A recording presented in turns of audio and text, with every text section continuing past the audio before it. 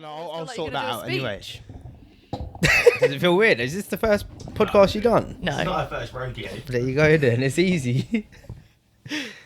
We actually had one of your former opponents on the other week as well. Did you? Katie Zetolowski. Oh, did you? Yeah, Yeah. because we actually fought in K1. Yeah. Because she kept trying to clinch.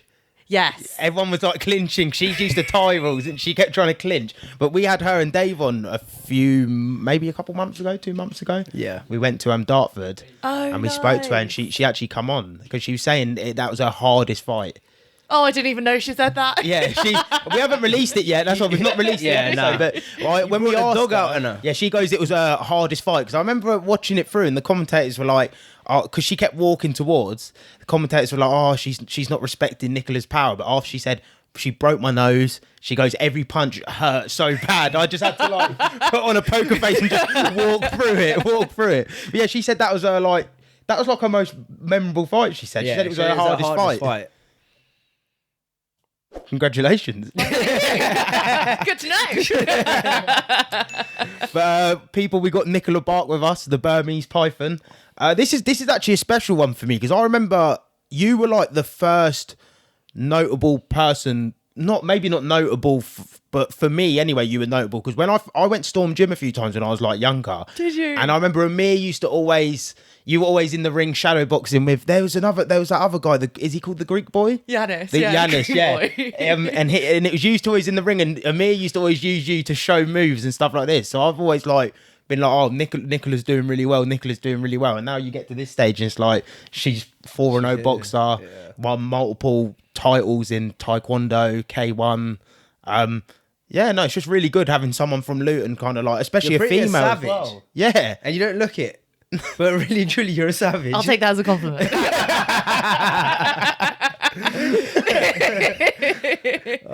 but yeah, no, it's just it's really nice to have you on. How has it been like settling into Sheffield? Because obviously you've moved your camp up there. What's it been like for you? It's been really interesting. No, I mean, like the team up there are absolutely fantastic. Like the home of like champions that I train with, you've got like Sonny Edwards, Dalton Smith, Lorraine Richards has just joined. Like it's just such a hub of success and talent, and like success breeds success. Yeah. And their standards are so high, just naturally it's like brought mine up. So it just feels so much more structured, and you know, they just care about every little thing, like every little 1% is highly important. I didn't realise Sonny Edwards was there as well. Yeah, he is. Sonny Edwards is up there as well. Because he's like quite popular now as well. I've just seen him everywhere. Like recently, I don't know why. He's just been everywhere because he's fighting a lot out in Dubai, wasn't he? Yeah. Yeah, he was he doing is, a and lot. he's got another world title fight or defense of the world title fight coming up in, I want to say 10th of June. Yeah. So in a couple of weeks. So like, there's just champs in there as well.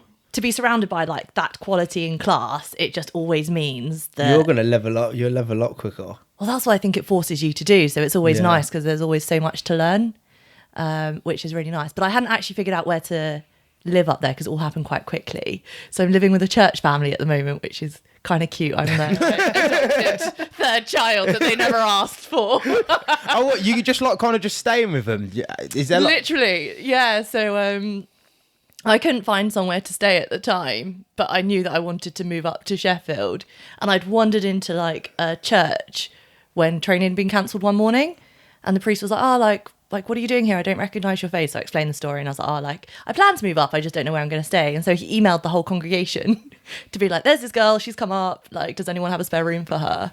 And this family were like, "Yeah, we'll take her." Oh, that's really that's nice though. That's pretty So I was like, That is "Hey nice, guys!" yeah. And just turned up with my suitcases, like, "I hear you have a spare room for me," which has been so sweet. But I've literally lived with them since January. Yeah.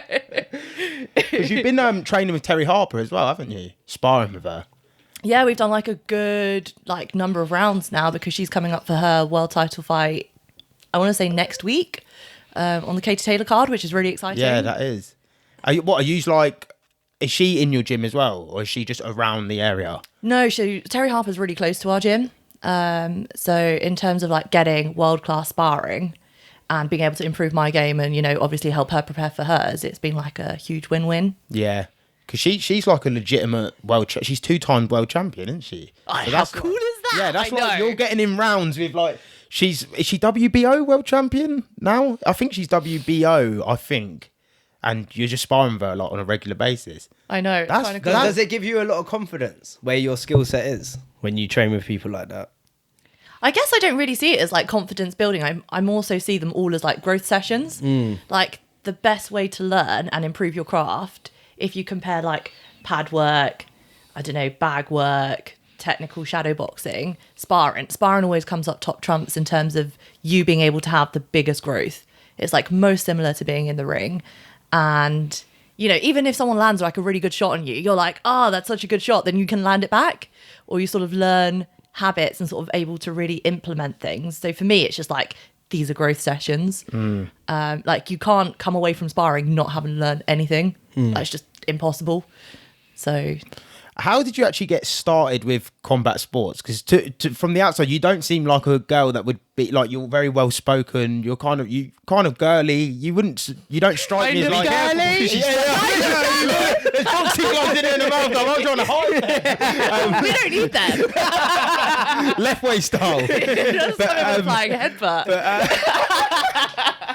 But yeah, you don't strike me as the type of person who would do it. So how did you actually get started in your, I want to say martial arts journey, because you've done multiple martial arts. Yeah, so I started in ballet. I did ballet for 14 years. Yeah. And I remember just always being on the stage. Like I went to like the national ballet competitions and like I think I got a bronze, silver and gold. But I had these like 3 tiny little medals and all the other girls were like littered. They looked like sequined fish. Like this is literally how many medals they had. And I was like, when are they going to call my name for a big trophy? I mean, they never did. And then I was like, this is not my sport. Like, let's try something totally different. And my logic at the time was like, if ballet isn't my talent, I'm too young not to have a talent. So surely it's just the opposite. And I've just started in the wrong space. So I started and had my first introduction into martial arts in Taekwondo. And what age was this? That was about 18. 18. And I remember the first You punch. started at 18. Yeah. That's quite late. Yeah. That's pretty late for you've got a resume that's like champ. That's like quite. I thought you would have started like really young for some reason. Oh no. No, I was a little bit of a crybaby when I was little. Honestly, if you stole my hairband, I wouldn't tell you you upset me, but I promise you'll burst into tears. I'm like, just go after it back. And I was God. And then I just ended up sticking at it, enjoying it a little bit more and more and more, turning up to competitions, winning, and I never even had the dream. I was just like, we'll just see how far we can go. And then when I'd qualified for the Taekwondo World Champions, I remember I had a cracked rib and a fractured foot. And I was like, guys, there's no point anyone wasting their time coming out. Clearly not going to win. I'm just going to go out because how cool will it be to say I've like been to the World Championships? Like, that's just cool. I'm happy with that. And then somehow I won and then no one was there. Oh, God. God, mad, isn't it? But so anyway, now everyone comes and I've learnt my lesson. But I think it's just like enjoying the journey in every step of the way. Yeah.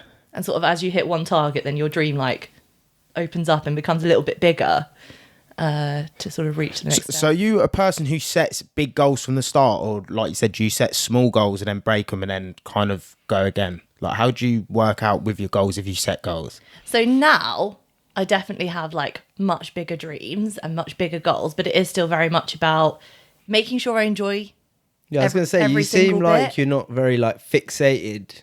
Like, you know, some people get so fixated on that one goal and then they achieve it and they sort of get lost. You're sort of like, you can adapt, you achieve it and you're like, okay, this is the next. For me, it's always just about doing my best, but having fun. Like, I never want to go through a whole fight camp to the point where I'm like not enjoying it, not having fun, not turning up and being like absolutely buzzing, because I do it because I love the sport. And so I just hope that as long as that fire and passion and like the twinkle that it gives you, you know, like when you really love something. So do you enjoy like the training aspect and the camp aspect more than I love actually it. winning? Yeah. Yeah. You just like the whole like build up of things, like growing. Yeah. I thought I that, think yeah. the thing with martial arts for me, it's like the one sport which I found that forces me to level up on every single like aspect of myself. Like I feel like it really forces me It's to like be it gives you life lessons. yeah. And you know when you're coming up to a fight, there's nothing else, you know, like all your vulnerabilities come up. Yeah. So if you don't address them before the fight, then they're sort of like bubbling there. So I feel like it forces me to like go have any difficult conversations or anything that's unsettling me and like, you know, emotionally, spiritually, physically, mentally, just be at my best self every time. And I don't think I'd force myself to like address and be so like brutally honest with all those things if I didn't have fighting. Do you think It's so weird you say that because that's exactly how it is. It is. Yeah. Yeah, you get so close to a fight and then you're Yeah. like your like pre-fight anxiousness then like bubbles up everything else and you're literally like, oh my god, and then I'm like, oh, I need to deal with all of this. Yeah, if you don't deal with it, that's when you'll lose. That's Yeah. how I think. Yeah. But do you think it's important for kids or like younger people to get involved in martial arts then? Like, do you think it's helped you become better?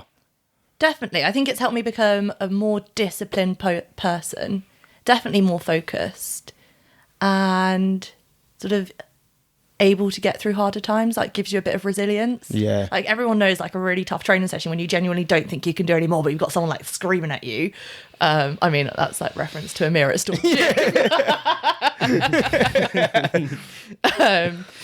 But you know, when you've really got the pressure on you and you're in that sort of like mode, it's like, okay, well, do you give up or do you continue to try pushing and just still give it your best? And I think it helps you find out who you are. Yeah. So was you a violent person then when you're actually fighting? Because when you watch your fights, it's like violence, like you're going full in. Was you a violent person? Never. Never. No, I'm the softest. It's The softest with hands. but you always get these like women who are fighting. They're so not. Well, I think it's just fighters in general. Like you wouldn't think of them as fighters, but it's mainly the people who are fighters. They're so like down to earth and level headed. It's like it always shocks me whenever we have someone on, and I'm like, they don't seem like the person who you think you'd be meeting, if that makes sense. Yeah. And it's just like it's The determination just to get things done is crazy. But I don't. It sounds really silly, but I don't actually think martial arts is like a violent sport. No. I can only do it with like anger. It's like a fun game, but it's just, you know, if you make an unfortunate move, you pay for it in like real time. Sounds like a great game. It's real life chess. It's real life chess, basically, Apart isn't from it? you're like dodging the pieces, you know. But you went to the Olympics final as well, didn't you? Or you tried out for the Olympics final? In Taekwondo, yeah, I guess I got down to the final 15, and I think that was for the 2012 or 2016. I forget which I think one it was 2015, so I think it was 2016. It must have been. And then I'd cracked my foot and the bone came through and they wrote me off the team because I was God. too liable to injury. But the funny thing is that I didn't tell anyone and I just kept taping up my foot. And the bone was it wasn't out the skin though, was it? No, so that's when they wrote me off the Okay. team. But I was sparring and running, like maybe doing a 5K run every morning, and I taped up my foot. And when we were training, because like Taekwondo, you have no shoes on, I was like, I just got blisters on my feet. I can't take off my socks. But really, though, I just tried to like tape the feet as much as possible.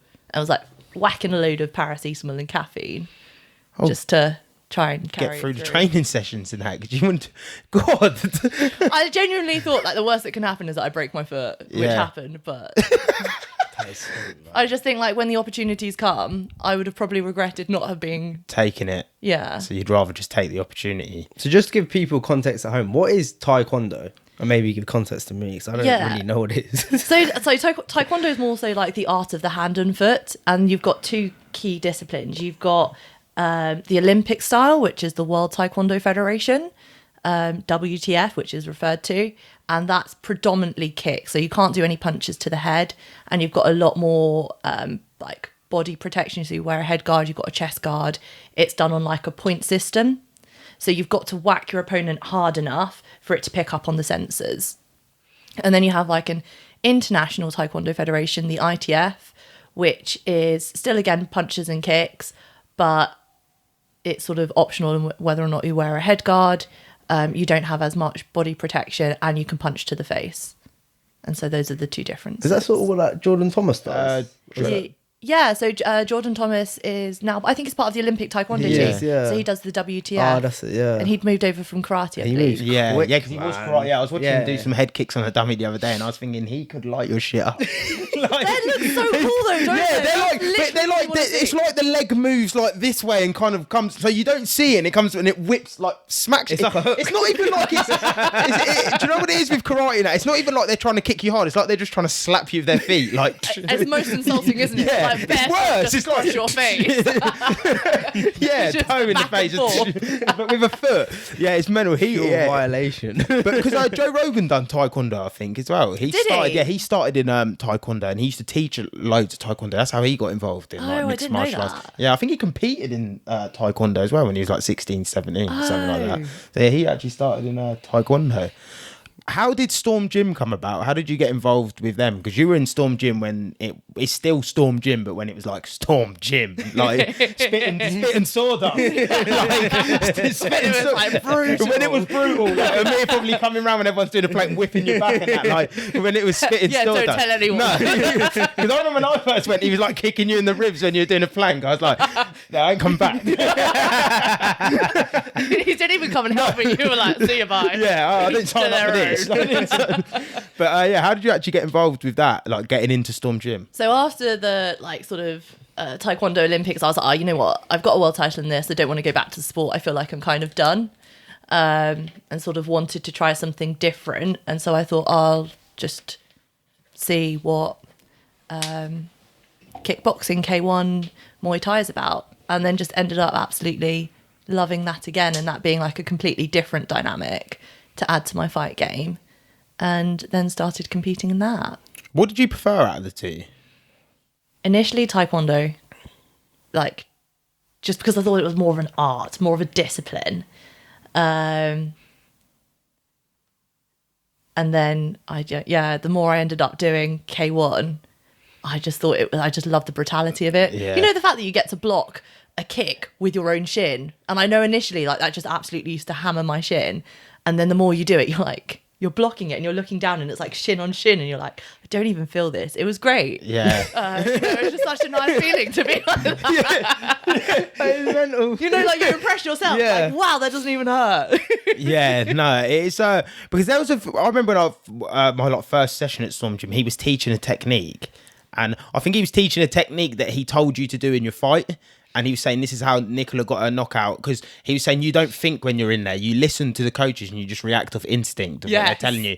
And he said he told you to do like some sort of knee, and you done the knee and you hit him in the face and you knocked him out. And he was explaining this to everyone, and I was like, this shit is brutal. Like you're being taught how to like KO someone like clean like this. Yeah. It is brutal when you're actually training it. What did you like Muay Thai better than K1, or did you prefer K1? I definitely preferred K1 because I thought it was more fast paced. Yeah. I just felt like there was more action. But I mean, like, Muay Thai is still like a beautiful sport. Yeah. In terms of like the catches and the sweeps and the clinch and the elbows. The But I elbows did are- just love the speed of and the kicking. Like kicking's always been on. I mean, I'm a fresh I think now, K1 but, seems more Yeah, aggressive. kicking used to be my love. In boxing, you can just throw a little kick out there, like stay back. How comes you actually switched over to boxing? So before I moved over to boxing, I went over and did Lethwei. I don't know if you've heard of that. Yeah, I've seen it on one of the podcasts That's you've brutal, done. Yeah, man. headbutts, bare fists. Do they still do the rule now where it's you fight until the other person like gives up? Does that still happen now, like in Lethwei? So they've in some associations, but they've westernized the rules a little bit. Yeah. So now you can agree on like 5 or 3 rounds or. What do you however think to many. that? Is that good, bad? Would you rather the old rules? New rules? You know what? I remember the first time I watched a Lethwei fight, and I was watching the boys fight, and they weren't really hitting each other. I know they've got like no gloves and they're like headbutts, elbows, kicks, punches, knees. And I remember watching, thinking like chickens. I don't know why I thought that, but it looked like they didn't want to hit each other. I was like chickens. And then when I was asked to go and fight under those rules, I was so excited until I'd watched the first fight. You know when you walk into a stadium and you want to get like a feel of the fights before it starts. I remember they dumped some lad on his head and I was like, didn't realise you could do dumps. Yeah. And it looked like the guy had broken his neck and I was like, oh, what have I signed up for? I understand why they're a little bit scared now. of like throwing their shots. Yeah. Brutal, yeah. So So what, you can take people down onto the floor, but they Yes. have to come back up, or you can hit them on the floor. So you can do like standing chokes in Lethwei, and you can do dumps. You're just not allowed to continue it on the floor. on the floor. Okay. But if they fall on the floor, you're allowed to do like a jumping knee to their face, and then you have to stop, and then they break it. Jeez. I was so terrified of falling on the floor in case someone like bomb dropped on my face. Could you a imagine jumping that? knee to the face. You may as well just While let them you're fight on the floor. Yeah. You may as well just let them fight on the floor. That's worse. Nuts. So did you go under the rule set of the rounds, or was it fight until quit? So we agreed 5 rounds, and I think my opponent retired in the 3rd. yeah. But sometimes you can tell because I don't know if you notice, sometimes they like nod if you've landed a good shot, like very slightly, like they get in the habit of nodding. Yeah. Or like shaking their head if they're like, you haven't hurt me. And I was like, huh? Are we sure? You just kept going for it. Yeah, dude, that is true though, because a lot of they'll try smile and like wave it off and say no, but you obviously you've clearly hit someone. Yeah, hard, you're didn't like, you? my hand hurts, so your face must hurt. And was that like a one and done thing with Lethwei? You just wanted to try it, or was it? So I wanted to go back and then fight because I ended up getting to world number 2 in Lethwei. I wanted to go back to fight for the world number 1 spot, but they had the military coup over there, and that sort of completely shut down the country. So then I decided to. Well, actually, no. I was in a car crash and then got PTSD and didn't want to go back into martial arts, and then just sort of started dabbling in boxing. And then decided to make the full transition across. Yeah, because we do actually have it on here about the car crash. Because I seen it on the. I was trying to watch through the documentary as well, but for some reason I couldn't get on there and get an account and watch it. But I seen when I was watching the trailer, I was like, yeah, this looks good. What was that period of time like for you with the car crash? Because I know you've said on other podcasts that you went through like a stage of depression as well. What was that? If you don't mind speaking about it, what was it like for you getting over that? What was it like getting over it? It just felt like, I don't know, feel like I've been like a super positive person like nearly all my life. Just always had lots of energy, always bouncing off the walls. You know, the minute the alarm goes off in the morning, I want to wake everyone up and be like, come on, like, let's start the day. Like, I'm that annoying person. When everyone's like, no, I want to sleep. High energy. Like, yeah. you know, like, Where you start bouncing. Yeah. like zap open the curtains, you know, like I want to pull everyone out of bed.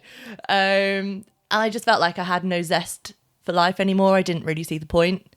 I was like, literally, if something so out of your control, like a car crash, can just be like the end of your life at any point, like what's the point in trying to leave a legacy?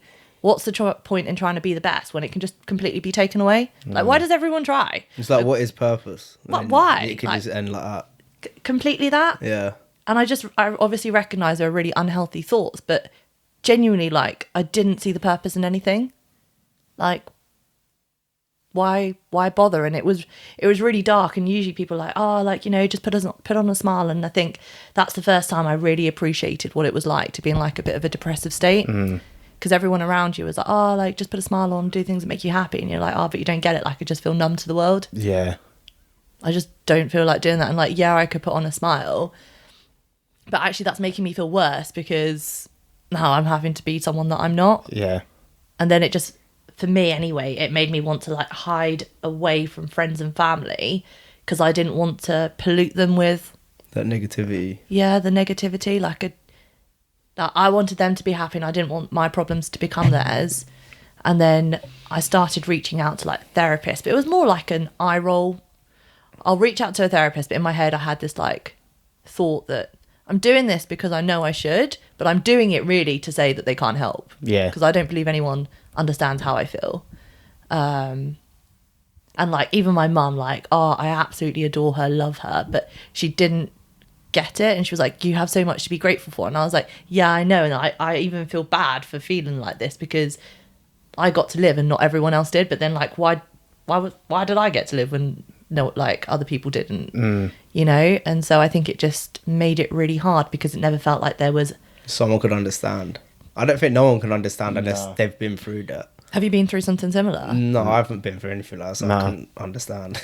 But it is that sort of concept of it just doesn't feel like there's any hope at all. And like the days just feel long. everything felt like. Was this during the period of like when COVID was happening as well, wasn't it? Or was So this was just before COVID had happened. Because I see on the podcast that you was talking that like obviously COVID didn't help because you had to stay in your house like 24/7 lockdown, obviously. So do you think that also played like a big part into why you like was basically suffering? I don't know. In a way, I think it just helped me hide away from the world from a little bit. Like a little bit more, like I didn't have to get up. So, it's really hard to say. Yeah, maybe it made it worse, but then maybe it just helped me hide. Yeah. When all you wanted to do was hide. Yeah. Maybe it helped you deal with it quicker, just because you didn't have to like hide it, like you said. If you was to go to work or do what you had to do on a normal day, you might have just shoved it back and just left it there for a while. And you didn't have to explain to anyone why you're not going out or why you're not coming out or why you're not doing this, because no one else was doing that anyway. Yeah. So it kind of, but like you said, it probably did mask it and maybe help you get through it. How did the going through therapy and that actually help with you? Or did you find a different way of kind of not getting over it, but getting through it? I tried like lots of different therapists, and I felt some of them were just like picking up, sometimes they just, I just felt like I hadn't found the right one, and they kept like picking things out from my past that like, they'd make me sad, but like I didn't think it was relevant. And so I'd finish the therapy because they didn't have session. like no passion in their job. They're just doing it. I don't know.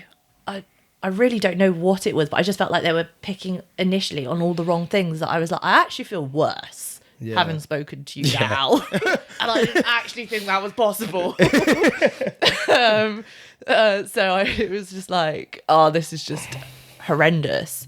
And then I remember thinking like, I'd put away everything to do with martial arts. Like I couldn't watch any of my footage. I had to put away all the medals. I just didn't want to have any memory of it out because it didn't feel like it was me anymore.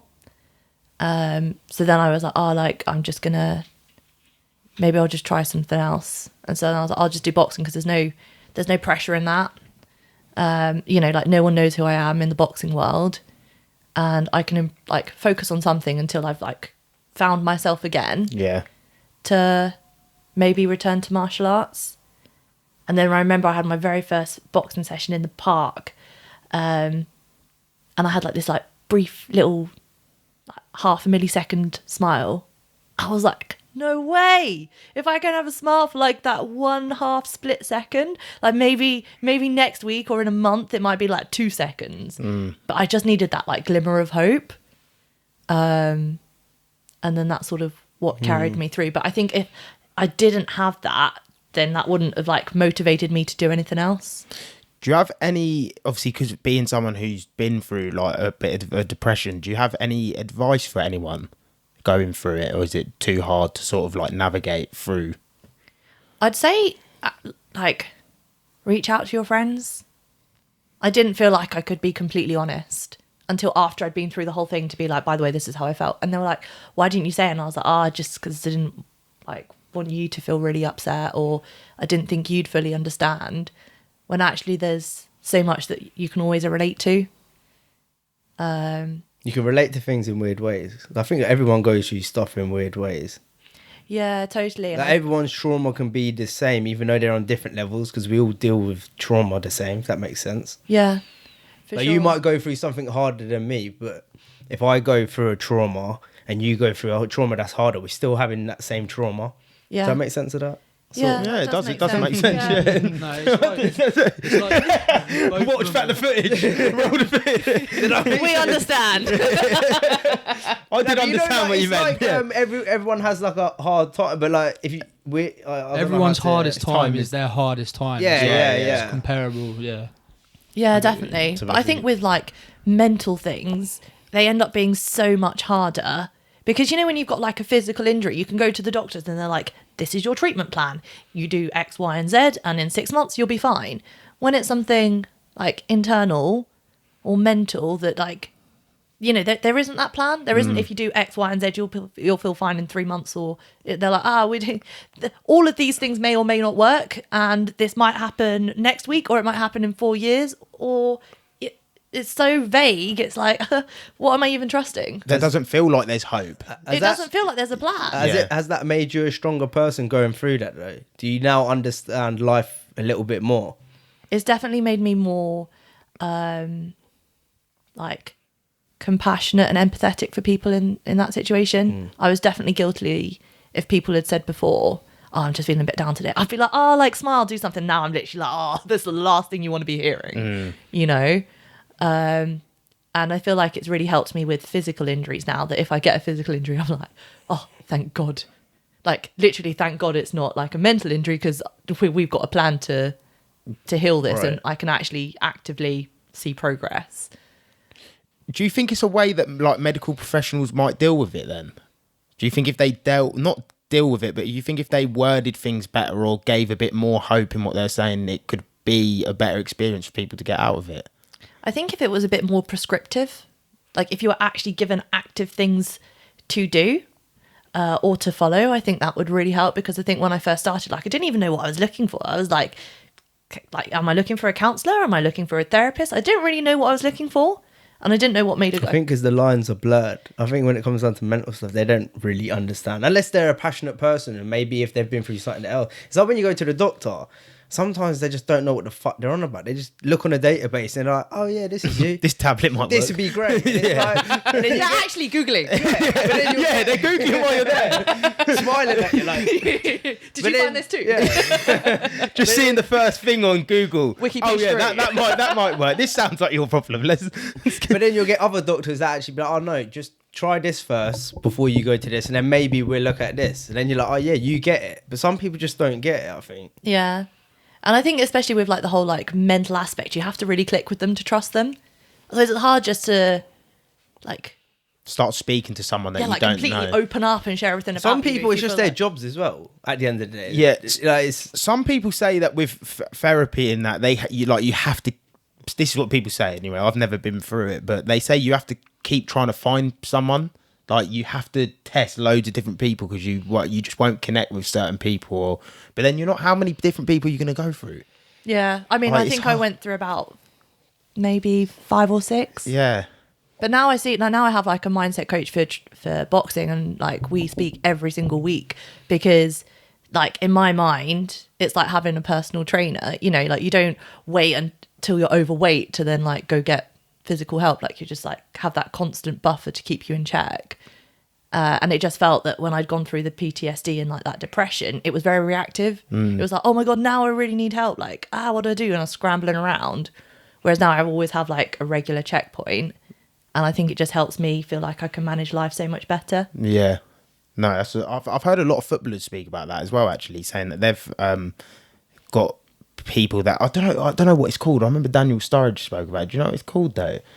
I think it is mindset. Oh, it's got this mindset Yeah, coach. yeah. Yeah, a lot of footballers say because of the pressures of football, but they'll speak to someone now on an occasion, like it is personal training, really. Yeah. well, I think the mind, like it's what you need to train, because life can get so hectic. Yeah. And you can end up being a prisoner to your own mind, and that's the sad truth. Totally. And I think that's not even in the education system. Like, you know, as you're growing up as a kid, you have like PE and you have exercise and you kind of know to eat healthy and to be healthy. But no one ever tells you, like, if you have like really negative thoughts, this is what you do. Or, you know, like you'll constantly self-sabotage it. You know, like no one tells you any of that stuff. You just sort of like have your own little thing going on in your head. That no one talks about. Yeah, but No, the thing is, I think because a lot of people don't know. The sad thing about school is when you come out of school, you have to basically learn. You learn. Yeah, you have to relearn everything. Yeah, you do. Like so you've basically gone to school for no reason, because you have to come out and unlearn everything and relearn how the actual real world works, sort Yeah. of thing. You're kind of It's like, more of a social aspect school. Isn't it? yeah. No, it's crazy. But and then you got into boxing after that, and that kind of re-gave you, sort of brought you out of the depression. Yeah. And Gave you a spark back, as you'd say, because you are. Gave me back my fire. Yeah, she's the only person. She's the only person who's walked in all bubbly like. Hi! So no, it is though. You can feel it though. And going into like how long did you do the boxing training before you went into your first boxing fight? So I think I want to say, I got my boxing license in June and I had my first fight in September. So yeah, it's a quick. Not quick long. turnaround. But you, was you very already have funny. skills though, obviously. Like you would have been doing. Is there a big difference in like training K1 and going into a boxing fight? Like, did their hand skills still translate over? That Hand makes skills, sense. yes, but also other things translated over which shouldn't have translated over. Like when I feel the pressure, when I first started, if someone come racing at me, I'd kick their leg out, which you're not allowed to do in boxing because you're not allowed to kick feet. If they got too close, I'd throw an elbow, which was like quite a comical thing, and they were like, "Nick, you can't do that," or at least like throw a hook, Yeah, and then we'll turn it around. like be a bit more tactical. Bring an elbow around. But I literally be like, crack. Conscious, isn't it, to do that? It's like, especially after you're doing that for so long. I was going to ask as well, how, in regards to that, when it comes to headbutting in boxing, how do you stop yourself from like using your head? I think it's It's mad. such a crazy crazy. question that you have to even ask her that she's actually been out there fighting in a sport where she's headbutting. She's I think I have got much better. Now I'd probably say that the key thing is like elbows. I just need to probably get that completely out. Which I don't think I really do that much until I'm watching training back. And I'm like, categorically did not elbow. And then you watch footage back and you're like, oh. It must be because you can just follow Yeah. through with it. Do you have to say to yourself in fights, like, do not elbow? I don't even think I'm doing it. Like, if you accuse me of it, I'd be like, nah. rubbish, you're lying. And then you'd show me footage and I'd be like, that's fake. Do you think you'll go back to martial arts?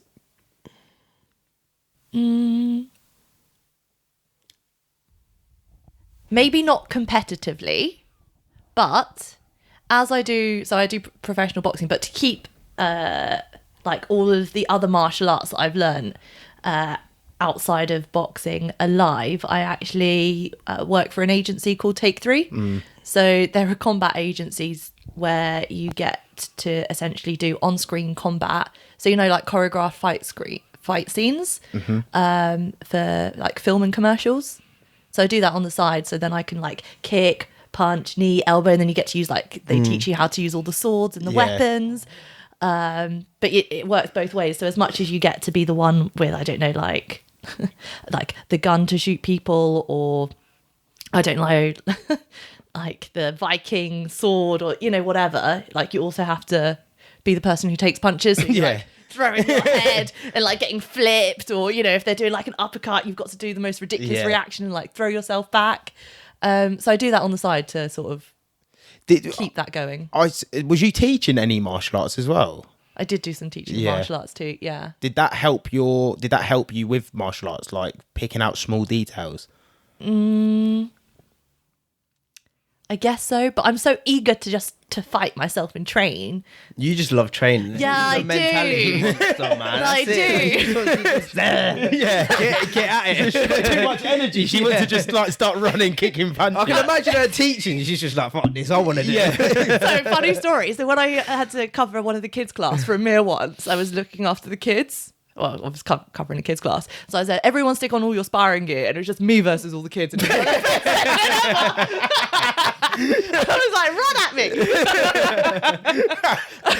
I was like, I hope you all enjoy this as much as I did. So, in regards to martial arts like K1, Muay Thai, Taekwondo, do you think that chapter in your life's just closed now?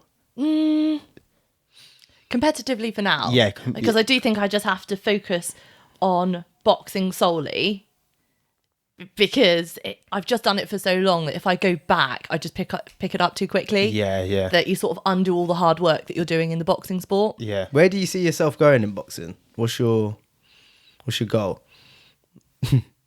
World champion eventually. Like, I think you have to So keep you have your to just stick at it, yeah. goals big. I've given myself till I'm 35. I hear like, especially in like the Thai scene, like I hear, but it must be like the same with us for football, for instance. Like we'll play football and we're never ever going to be professional, nowhere near professional. But for some reason we're fighting. When I hear people say like, oh, I just fight. Like I'm not really bothered about, like for a Muay Thai person, like I don't want to go to one championship. I just think, but that's like, surely you want to try and be get to the best level possible. Like, so I love hearing when someone's like, yeah, I want to be a world champion. I think I can be a world champion. Like, I feel like, to me, that is a mindset your resume, you do want. your resume talks, so like, why not? But do you think you could have got to a one championship if you were still doing martial arts? Maybe, but I don't know. Like, I just feel like there's no point living in the past, right? So I'm not sad about that. I'm really pleased to where my journey's got me to now, and I just think, you know, like, everything happens for a reason, and I've got like goals and dreams in this sport, and like that's what I'm focused on right now. But at least you've not got to worry about kicks and elbows. Yeah. just straight jabs. Yeah, just the jabs, that's it. Do you think boxing's a harder sport than the other two? Like, do you take appreciation of it? Is it a harder sport? It's definitely so much more structured. It's harder in the fact that, like, I'd say mentally it's harder because you've got to have like the adaptability for sort of multiple rounds, whereas like the fun with K1 and the Muay Thai, because the rounds are shorter, you can just go like hell to leather for like 5 or 3 minute rounds, and you don't really have to worry about pacing yourself so much, or worrying that your opponent's really going to change tactics too much over those 3 or 5 rounds. It sort of stays relatively constant. Yeah. Whereas with boxing, it's so much more obvious that you see like someone might like smash the first few rounds, and then they have like a complete U-turn halfway round, and the other person's like completely changed the game. And that happens so much more frequently, I think, in boxing, that you're forced to be a bit more switched on, and being able to sort of like deal with all those pressures. Yeah, no, I'm 100% with you. You actually suffered from narcolepsy as well, didn't you? Oh yeah, I did. Yeah, and I'm just gonna read it for anyone who doesn't know what it is, because I'd never heard about it until we'd researched it. Narcolepsy is a rare long-term brain condition that causes a person need to suddenly fall asleep at inappropriate times. How did you get over that, or do you still suffer with it? So now I just have remnants of it. So I had it really bad as a kid. Yeah. But to the point where I thought it was normal. But I remember it was maybe like my 4th birthday, and everyone was singing me happy birthday, and I'd fallen asleep in the cake. I used to have a full fringe, and it caught on fire, and like my whole fringe was gone. But I'd woken up like 4 hours later, like oblivious. I was like, who cut my hair? And they were like, no, your fringe caught on fire. We're so sorry, darling. I'm so confused. But as a kid growing up, it was like, I think like the innocence and the naivety of actually not really understanding what it was meant that I just took it with like a massive laugh. And all of like, you know, you can just imagine kids at school that was hilarious. They were like Sleeping Beauty in real life. You know, they'd like dress me up and stick me in the bed, and it would be like, you know, when you're like at nursery, play school. And they were having the times of their life. So I was like quite fortunate that I wasn't even like bullied as a kid for having it. But I mean, I'd be walking down the street, fall asleep, and I'd be out like, you know, in a bush for like 4 or 5 hours. It used to be like deep sleep like that. It was so deep. You could not wake me. Like you'd pinch me, throw water in my face. I mean, my sister had a right time. I remember every time we'd fall out, she'd be like, I'll get you when you're sleeping next. Honestly. And she'd like, I remember one time she dragged me up against a wall. She had this massive bowl of popcorn because I'd fallen asleep with my mouth open. And she was like, just throwing popcorn in my mouth for like hours, and I woke up like covered in popcorn, like choking when I woke up, because I was like some sort of popcorn machine. But then I think it was when I got to university, so when I was about 21, like the episodes started getting smaller and smaller. And now the only like element I have of narcolepsy is like when I go to bed. So like one of the symptoms is sleep paralysis. Oh yeah. Yeah. Did you ever get that? No one likes it. He used to have it quite bad. Did you? Yeah. What was your sleep paralysis dream? Like, it was, my one was just like, I'd be laying there and like I'd get a dark figure at the end of my bed just like grabbing my ankles and feel like they're pulling me. Oh really? Yeah, like do you know like how to explain it? You know, like in Harry Potter, have you ever watched Harry Potter? You got them like black dementor things. It was like that at the end of my bed, just like and I'm there trying to hold on. You know when you're trying to get up as well, you're like, yeah, I used to like, the way I used to deal with it is like after I've like jumped out of it, I'd have to put on like Toy Story. You can't. I was I had to watch like Barbie or Michael McIntyre or something like that. silly. It would be weird, but then I was having it so much, I was thinking I know what it is, so it's like it wouldn't bother me. But like, yeah, I did have it for maybe a year straight, like most nights. Yeah. People who have sleep paralysis tend to have like really similar like dreams, because when I had sleep paralysis, it used to be the same recurring dream, and it used to be that same black figure, but they'd like climb across the bed. But you know when you can feel like it was as if someone's on the bed, and it's like moving and they're coming up closer and closer to you, and then it'd be here. That's like pretty real to me. No, do you know what it is? Because you genuinely I don't feel want to awake. say that. I don't want to go down a conspiracy route. Could it be like a ghost though?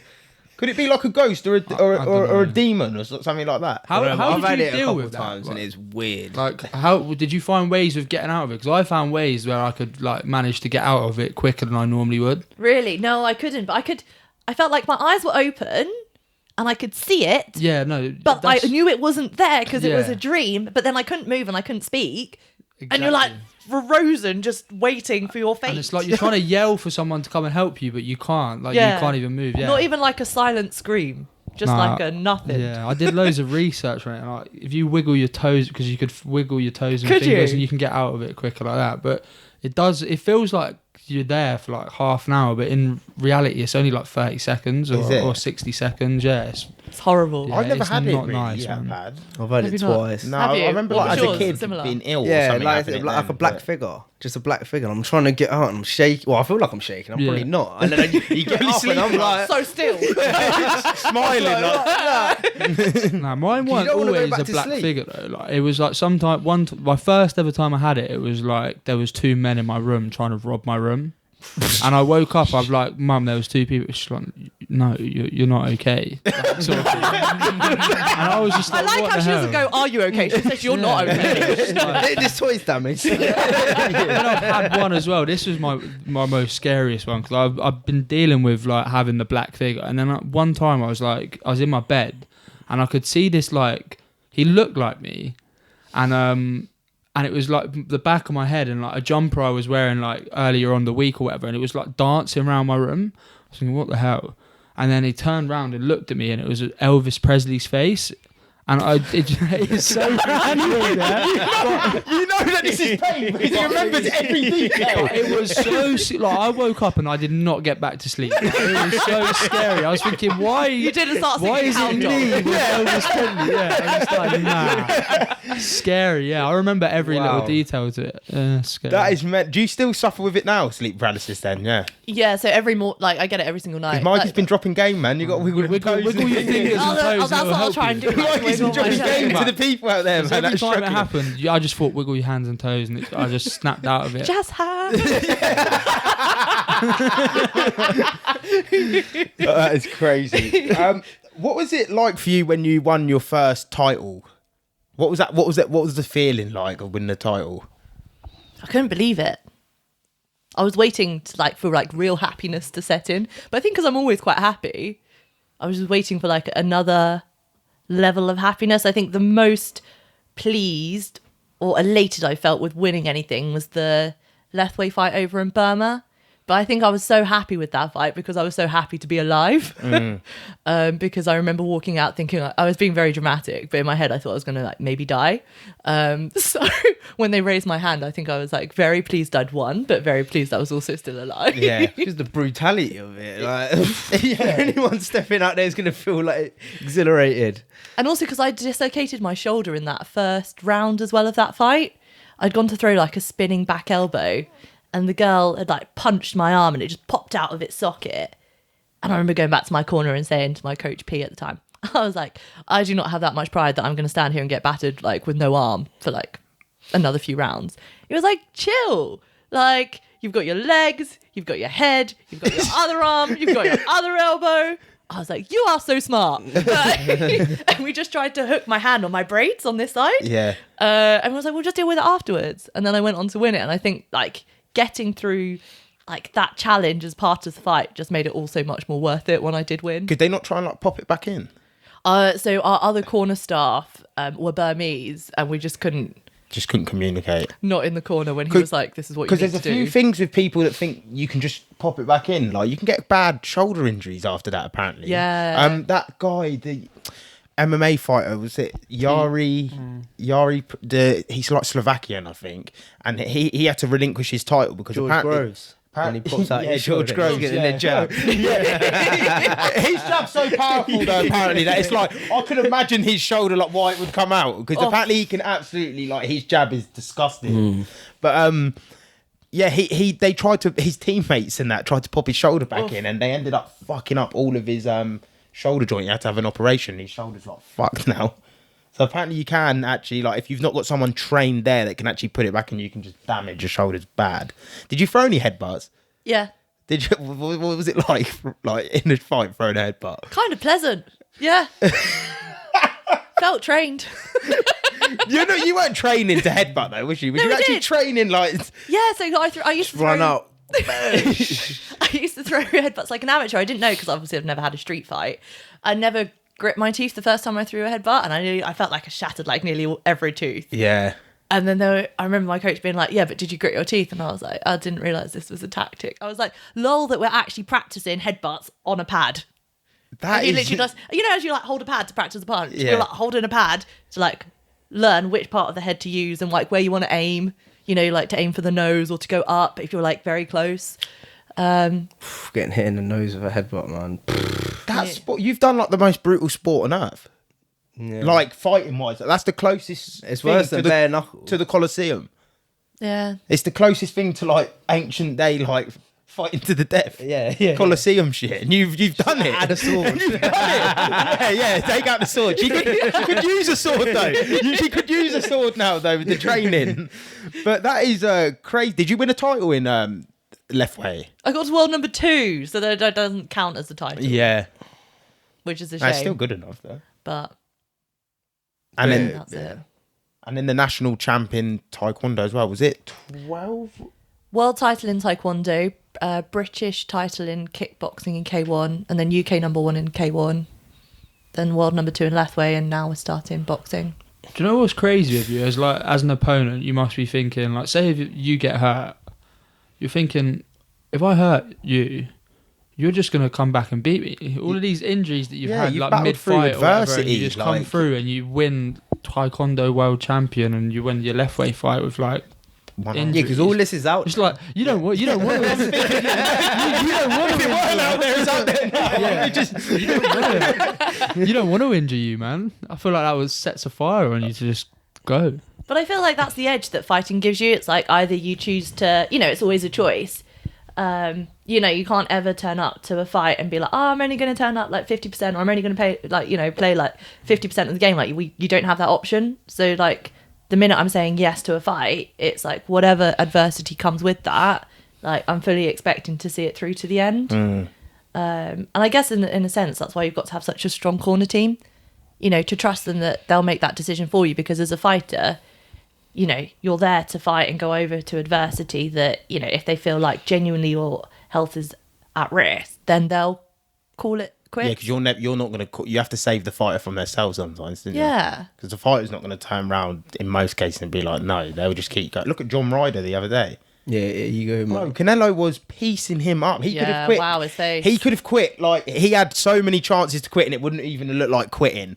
And he got up and was just like coming back, and his nose was just like they're not gonna like, you see the Lara one where Ben Davison threw the towel in. It's like it's a hard. Do you say to your corner though you don't know towels? Because there's a few UFC fighters that were like, if their corner team threw a towel in, they would never. They've had conversations with him like, you let me go out, like, don't throw the towel in. Like, do you have them conversations with them? I've never had that conversation. No. I just don't feel like that's my job.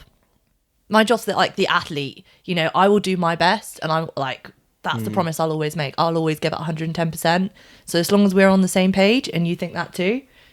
Would you respect their call if they did do that, like through the towel in? Or would you just be fuming? Because I haven't been in that situation, like, I'd say I would respect that. Like, I do respect the coaches who do choose to do that, because I think actually fair play, like, you've saved the health of the fighter. Sometimes you watch fights and they go on of like a few too many rounds. Thinking like, for what reason? Yeah. Like, what are you waiting for? Are you waiting for like a serious injury yeah. to then throw in the towel? Like, I guess that's always the catch-22 with it. Like, you don't, when you throw in the towel, you don't know what you're stopping. Yeah. But by not throwing it in, then it's just like... It's always hindsight, because like you said, like fractured foot and you've gone on to win the championship, someone could have been like, no, you're done. It's such a hard thing to navigate, isn't it? Like, it is. That's why you have to respect the corner team like that. Their decision is their decision, I suppose. Hopefully you just have that, like you said, that great relationship with them. They understand you, you understand them, and Yeah. they have your best But I'm not going to interests. lie, I'm not throwing in the towel for her if she's injured. And that's like, that is like respectfully, respectfully, she's come through too many injuries. Like, I'm betting You'll be like, you got this. I'm betting if she gets injured, I'm betting the house. Like, we're playing on house money now. Like, I'm not throwing in the towel. You're like, girl, you got it. Yeah, This is your time. yeah, house money, man. Do you think you're very adaptive then? Like, say, like you get injured and you have been like your was it your elbow? You said shoulder dislocated. Then you're adapting to using your other hand, or like you said, your foot or whatever. Do you think like you are quite adaptive in the way you fight? Yeah, 100%. I do think so. But I think that's like a good quality of a fighter, to be fair. I think so. To be as well. adaptable and flexible is like you've got to be able to deal with whatever's in front of you. And like you have your whole like toolbox, and it's just like choosing like which one you're going to use when. Your Yeah. career It's has like- been like that, though. Realistically, you've adapted through all these sports. But I think that's helped. Yeah. right? You know, like, and then having like a different martial art gives you like a different insight of different perspectives. Yeah. I will say though, with boxing, it's probably the one that's more, because everything's head. A lot of it's head is a bit different. It's like if someone is getting punched so much to the head, you probably should think about Yeah, that's pulling them what I out, was because about it's to say. now Brain- we're talking brain injuries. Like, whereas mixed martial arts, K1, a lot of it's kicks, leg kicks. Like you can. There's more. You got more weapons to sort of Agree. get away from shots, and that's why a lot of boxers do actually die though. It's because everything's head, and that's what they say about bare knuckle. That is probably better for the fighters, because if your hand breaks, you can't keep using that hand. So you have to with a glove. You can keep. You've got a bit more of cushion, chance of keep constant hits to the head, whereas your hand's going to break. Your head's not. Your skull's not really going to break, is it? Yeah. But the damage of your brain rattling is going to be like astronomical. Yeah, it's all the, they say it's all the little like vibrations from a punch that really mess up your brain, isn't it? Like, whereas like in UFC, if you get a punch and you get knocked down, you're getting knocked out, and you like they're ground and pounding you. They're not letting you get up, They're recover, not- yeah, they're then not start giving you the hitting you with the recovery little time. vibrations again with the shot. So Yeah, no, I totally agree. Safe sport. Yeah, you got this. Yeah, if we haven't put you off, yeah, boxing is like that though, man. It's a brutal sport, because really a lot of people they go to the body, but if you got, I only see it once where Chris Eubank, was it senior told junior to stop hitting the guy in the head because he had that big like swell on his head. Oh, yeah. He goes He no went more. hospital after Yeah, he that. goes He no put more into a shots to the coma. head. But that's probably from his own experience of Yeah. like he actually didn't he like in a fight hurt someone to the head, Yeah, and I like think they he passed did. Yeah, I away. yeah, he did. Yeah. So that's from his own experience of like you don't really want to be in there. And, Do you remember in the UFC there was Joanna versus Zhang Wei? Yeah. Do you remember Joanna's face afterwards? oh my god, yeah. Like, why bad. did no one throw their towel in? No, Because that swells. she was unrecognizable. She had swells Yeah. on her. Yeah, she did. Unrecognisable. That didn't look good. Well, you look at the Robbie Lawler McDonald fight. Did you ever see that one where his lip was like split? That was it was like disgusting. his lip was split open. There was blood everywhere, and I think in the last round he got hit in the head, and he was like shaking his head where he was, because his brain was just, and the fight got done then, but he done that for like 5 rounds. It's like when someone's shaking Tony Ferguson Gaethje like that. It's more scary as a fan when you're watching, because like Tony Ferguson, for instance, like you look at all the opponents he's had, he's busted a lot of them Yeah. up. That one with Gaethje, there was a stage where Gaethje hit him and he was shaking his head like as if something in his head he was trying to like shake Yeah. something back, and I was like, that is fucked up. Like, Yeah, it's like, you know, like his vision has gone or something. something's like, you gone, could just because tell. no one's gonna start And you look like shaking a their head. creep. Like, yeah, it was mad. I was like, he's Like, you need to get this man out of yeah, here. get like save him, man. Because that was, but yeah, that Joanna one was bad. Are you a big fan of like the UFC and stuff like that? I Do you do watch enjoy a lot watching as well. And one championship, like I still do really enjoy Yeah. watching that too. Have you got like a favourite, like a GOAT? Top 3. Oh, the male Burmese python, An Long Sang, in one championship. He's like, I just think he's so respectful, and he's like such a role model in the ring and outside the ring, and Them sort of sports are very respectful, though. Yeah. they are. It's like, Yeah. you know, it would be a pleasure to share the ring with you. Yeah, Not, yeah. I think it's like a very respectful call out, and then we'll go for like, I don't know, dumplings after. Yeah.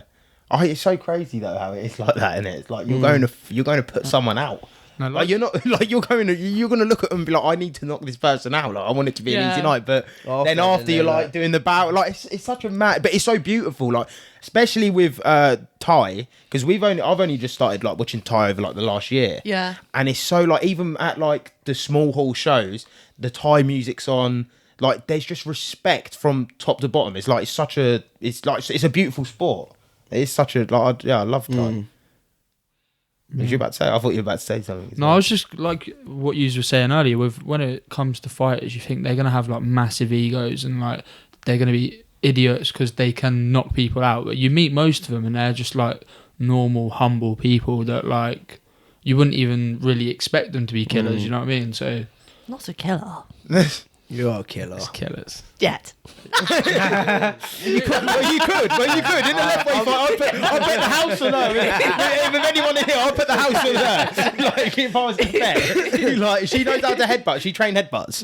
Like, but, when was you at Storm Gym when Dale and that was training at Storm Gym? I know he's your osteopath as well. Was he actually training there? So you were there when, like, Tristan, Andrew, like, all of them, everyone was there.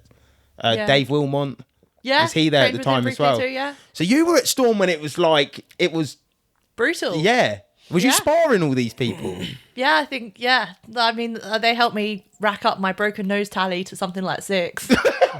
God. I remember when I first turned up to Storm Gym, and I was like, Amir was like, block this, and he broke my nose. Yeah. And then I came back maybe like 6 months later, and then we were doing the Shark Tank in the ring, and you know you have if you're familiar with Shark Tank, like one person's in the middle for like 3 minutes, and like all your Everyone's opponents gotta go through. switch round. And for some reason, it was just me and like all the lads around me. And I remember that. I think Andrew broke my nose, and I remember just being like covering up, like waiting for the timer to like hit to 30 to be like, I think I need to go to A&E. Oh God. Andrew. Yeah, man. Was he actually like a legitimately really good fighter? Yeah. Like, Yeah, really good. I mean, he ended up, he was like world champion. But they had like a really good group of elite fighters there. So like the buzz was just brilliant. Like everyone pushed each other to be their best, and it was like a whole range of abilities. Like some people would like just be really strong, some of them being like a unit. Like there was this big Polish lad called Lucas, like if he kicked your leg you'd just fall over like a little skittle. It was like silly that you could do that. Yeah. Like, how have you made me feel like a skittle? Like, it's so silly. Or people who have like crazy like leg dexterity where like you're like very close to them, but somehow they've kicked you in the head, and you're like, how have you done that? So it was like a great place to learn. That is Such such an era of just killers. It was nice though. And everyone was at such a good level as well. Yeah. Like worlds, Europeans, like everyone was kind of like, it's like a forgotten time in like Luton's history. Do you know what I mean though? You don't hear of it until you were like speaking to Dale and like of Tate's like blown up. You would have never have known like everyone was at these sort of levels. Yeah. If that makes sense. And everyone was under the same umbrella. Brutal as well. Yeah. Did Amir actually fight then, Ty and stuff like that? Yeah, he did. Or was he fight just as well. a trainer? Or he did. No. So I would never trained with Amir when he was ever like fighting, but yeah, he fought himself and competed. I think then it was also really brutal because I think he used to just like beat everyone up. So I hear. Also, the sports like combat sport has become a lot more popular over the last like 5 years, isn't it? Like, Especially in the like, UK. mixed martial arts and kickboxing and stuff. Is there any other like idols in mixed martial arts or even outside of combat sports or anyone that? Katie Taylor, Clarissa Shields, and Lung Sang, who's like the male Burmese python. I'd say those in terms of sporting success.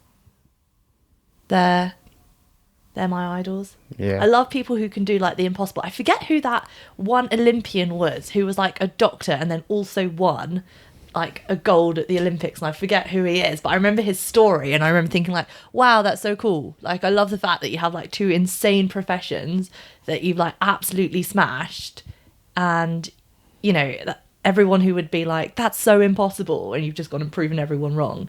I love people who do that and like, yeah, make the impossible seemingly possible. You love the journey. Yeah. Oh, I do. And, But, sorry, go one on. more. And in regards to like, you're based in Sheffield, aren't you? You said. Do you get to fight any of like the amateur, like the GB athletes up there, or is that completely separated, the professionals and the amateurs? No, so I mean, like, that's such a great hub in terms of having additional sparring, and yeah. So you do get to spar them, I get to spar the GB girls That's- too, which that's is good. really nice. I mean, we're so close, like it makes sense. Yeah, it And does. sort Yeah. of just helps It's everyone. good for them as well to get get like better. professional sparring in, because they're going to ultimately probably turn pro one day, and there's different styles. Do you find it weird sparring with them because their styles are so like bouncy and like quick in, quick out?